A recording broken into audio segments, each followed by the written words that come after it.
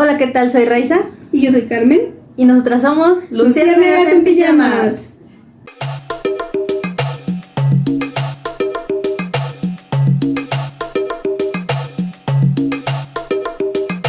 Hola, ¿qué tal amigos? Bienvenidos a este episodio con Luciérnagas en Pijamas, en el que abordaremos recomendaciones sobre qué hacer cuando tenemos un paciente con COVID-19 en nuestro domicilio.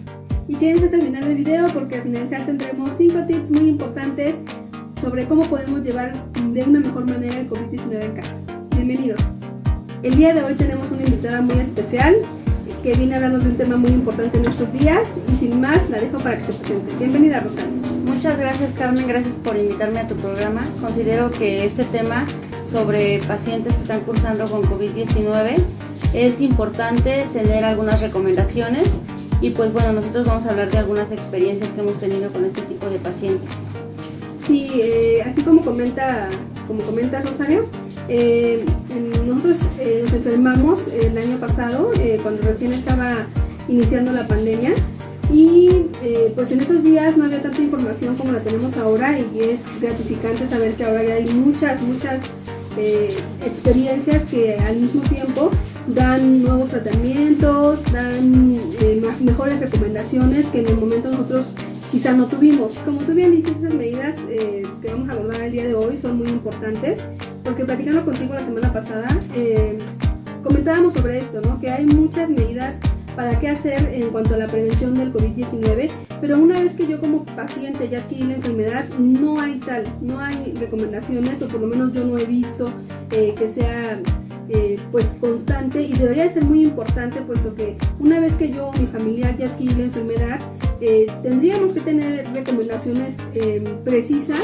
para saber cómo voy a estar monitoreando esta enfermedad en casa, ¿verdad? Sabemos que hay muchos pacientes que tienen que lamentablemente ser hospitalizados, pero ¿qué pasa cuando yo como paciente o como familiar o como persona enferma de COVID-19 puedo llevar esta enfermedad en casa? ¿Qué tengo que estar monitoreando para que esta enfermedad no salga de control y podamos llevar a buen término esta enfermedad? Por eso es que te invité el día de hoy y en particular me gustaría hacerte unas preguntas, que nos dieras algunos tips importantes para cómo poder llevar esta enfermedad, y si me lo permites me gustaría empezar con la primera pregunta. Así es, Carmen, creo que lo que mencionaste al inicio es importante. Anteriormente nosotros como profesionales de la salud, médicos, enfermeras y todos los involucrados no teníamos la experiencia que ahora ya tenemos. Afortunadamente ya esto nos ha costado a lo mejor muchas muertes, pero tenemos ya la experiencia. Ya si tú visitas a un profesional de la salud, sea en un consultorio de Similar, sea en un Hospital Ángeles de Pedregal, no importa el nivel del consultorio o el hospital, ya todos los profesionales de la salud están apegados a un tratamiento de acuerdo a la sintomatología, porque sabemos que esto no tiene cura, se lleva a cabo de acuerdo a la sintomatología, y afortunadamente ya todos los médicos saben qué hacer cuando se presenta un paciente con esta patología. Es importante la prevención, la información que se da sobre la prevención es importante, sin embargo, igual de importante es el tratamiento y saber qué hacer cuando un paciente adquiere esta enfermedad y saber cuál es la gravedad, cuándo yo me tengo que ir al hospital y cuándo yo me puedo tratar en casa con mi medicación que me da mi doctor. Sí, claro que sí, muchísimas gracias. Tienes mucha razón, o sea, ¿qué pasa cuando yo ya estoy enferma o tengo un familiar en casa enfermo de COVID-19? ¿Qué pasa? Me gustaría entrar a la primera pregunta, un comercial. ¿Qué pasa cuando un paciente, mi familiar o yo mismo ya enfermé? ¿Qué pasa en mi cuerpo cuando adquiero esta enfermedad COVID-19? Ok, bueno, sabemos ya todos que es una infección o una enfermedad viral que no tiene todavía una cura, que se lleva a cabo de acuerdo a la sintomatología, pero como algún cuerpo extraño, el cuerpo empieza a reaccionar, ¿no? Por ejemplo, la fiebre no es una enfermedad, sino un mecanismo de defensa, en donde el cuerpo nos está diciendo que hay algo ahí que tenemos que resolver. Entonces, lo que tenemos que hacer principalmente es asegurarnos que sí estamos, porque desafortunadamente ahorita por todo lo que estamos pasando, cualquier síntoma de enfermedad respiratoria corremos y sabemos o damos por hecho que es COVID. Entonces, lo primero que tenemos que hacer es descartar con una prueba. Existen diferentes pruebas, hay pruebas rápidas que bien sí son confiables, hay pruebas que tienen hasta un 89 o 90% de confiabilidad. Sin embargo, hay que saber determinar. Una prueba rápida de sangre lo que hace es determinar si tenemos algún proceso inflamatorio en el organismo a nivel sistémico. Pero un proceso inflamatorio nos los puede dar una enfermedad pulmonar, nos lo puede dar una gripa, cualquier otro tipo de enfermedad. Cualquier otra enfermedad. Perfecto. Sin embargo, una prueba rápida ya directamente en las mucosas, como es el raspado de la nariz y de la garganta o la faringe, nos puede dar la seguridad o la certeza que estamos hablando de un virus de COVID-19.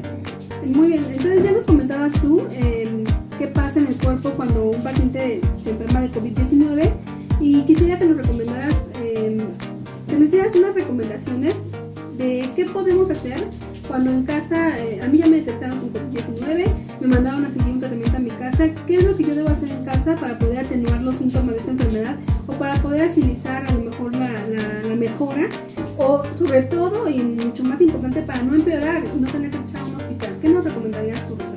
Sí, muy importante, sobre todo para no empeorar, que la enfermedad se va a llevar el proceso y los días que se tenga que llevar. Creo que aquí lo importante es tomar los medicamentos como debe de ser. Los medicamentos lo que van a hacer es van a disminuir los síntomas y dos factores importantes son los que se deben de tomar en cuenta para no llegar a un internamiento o llegar al hospital. La temperatura en los pacientes con los que yo he tenido la oportunidad de interactuar con COVID, las dos complicaciones más comunes son la temperatura alta y obviamente la temperatura alta pues nos va a dar más síntomas, ¿no? Dolor de cabeza, ansiedad, dificultad para respirar, taquicardia. La taquicardia es algo bien importante que se puede complicar y bueno...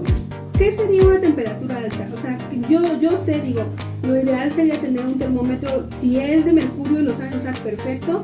Si no, ¿un digital le sirve? Sí, un digital. Puede servir. Perfecto. ¿Y qué temperatura sería la que yo podría considerar? Esta es una temperatura alta y tengo que controlarla o hacer algo al respecto. Ok, hay pacientes que, bueno, primero contestando la pregunta, una temperatura alta ya determinándose fiebre es mayor a 38 grados centígrados. Sin embargo, una temperatura normal tiene que estar entre 36 y 36.5, 36.7. Cuando la temperatura ya está llegando a 37, 37.5, 38, digamos que no es fiebre como tal, pero que ya nos está dando un aviso de que vamos a llegar a la fiebre, a esto se le llama febrícula. Perfecto. Cuando tenemos febrícula, incluso hay pacientes con febrícula, empiezan con taquicardia, empiezan a sentirse mal.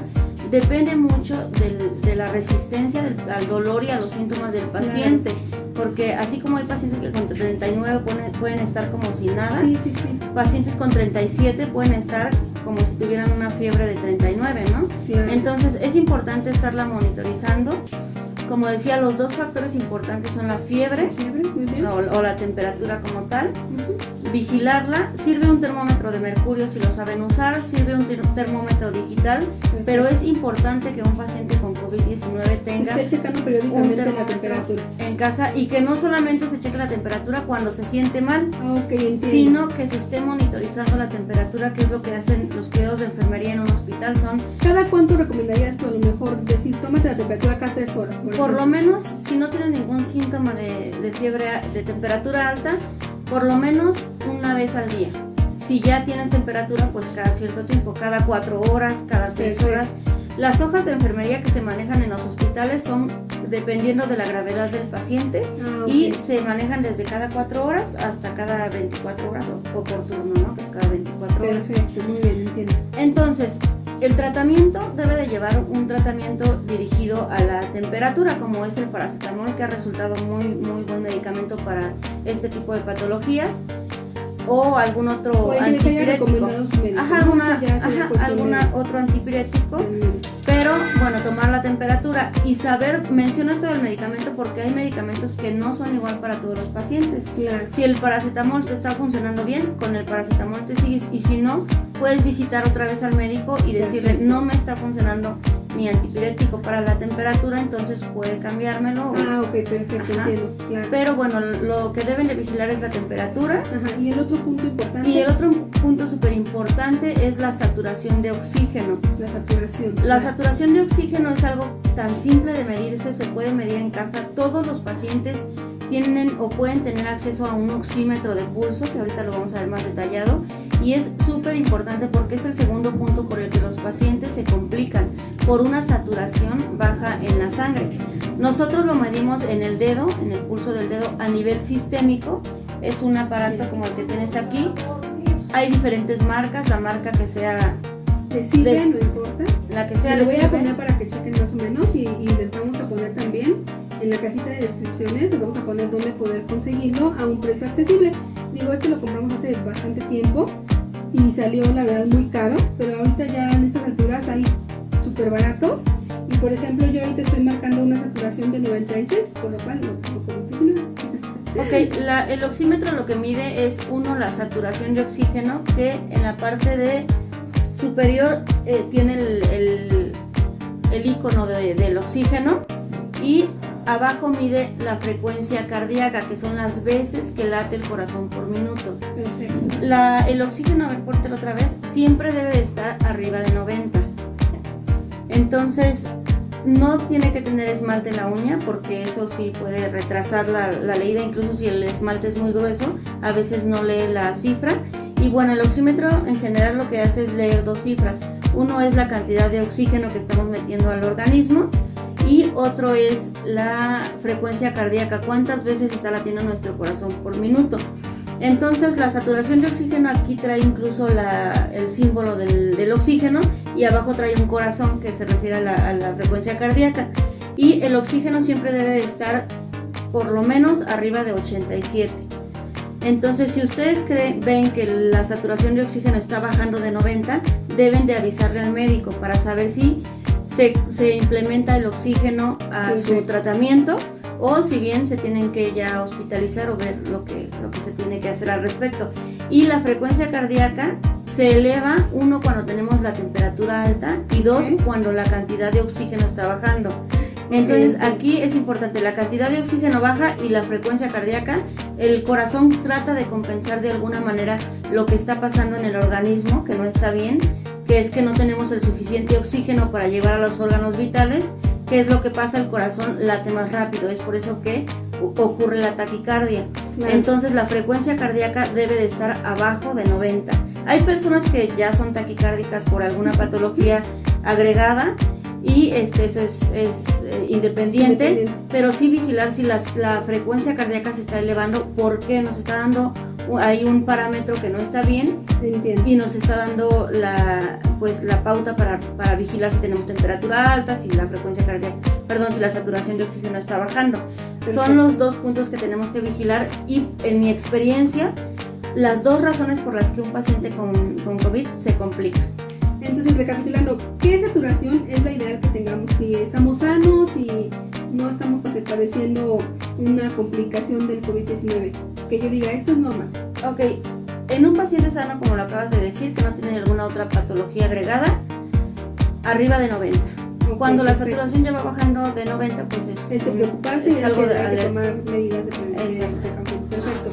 Y la temperatura que nos mencionabas, que de 36 hasta 37 todavía es normal. Vamos a dejarlo hasta 37.5. A lo Ok, mejor pueden perfecto. causar alguna febrícula, pero hasta 37.5 todavía es Aceptable. algo aceptable. Ok, perfecto. Pues te agradezco muchísimo tu participación, de verdad fue una información que yo desde hace mucho tiempo tenía ganas de compartirla con más personas. Te agradezco mucho. Yo invito a todos los que tengan alguna duda a escribirnos para que Rosario nos pueda apoyar con las respuestas. Si ustedes tienen alguna pregunta, quieren hacernos algún comentario, son bienvenidos. Y pues nada, te agradezco muchísimo toda tu experiencia. Y bueno, como les habíamos comentado, aquí estamos 5 tips para poder llevar mejor el COVID-19 en casa. Tip número 1, consumir vitamina C.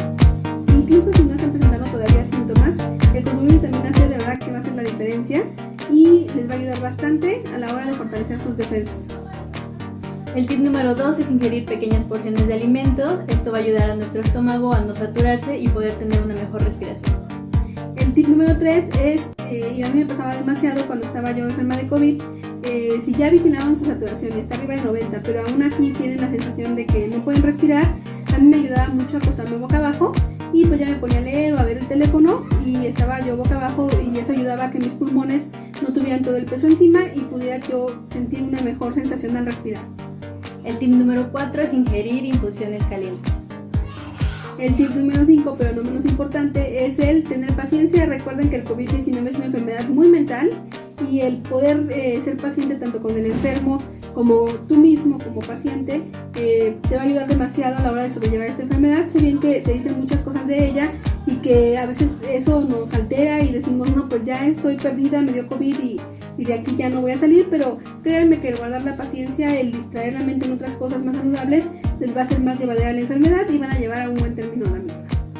Esperamos que les haya gustado este video, que la información que les hemos dado sea oportuna para ustedes y suscríbanse al canal, denle like al video y nos vemos en la próxima.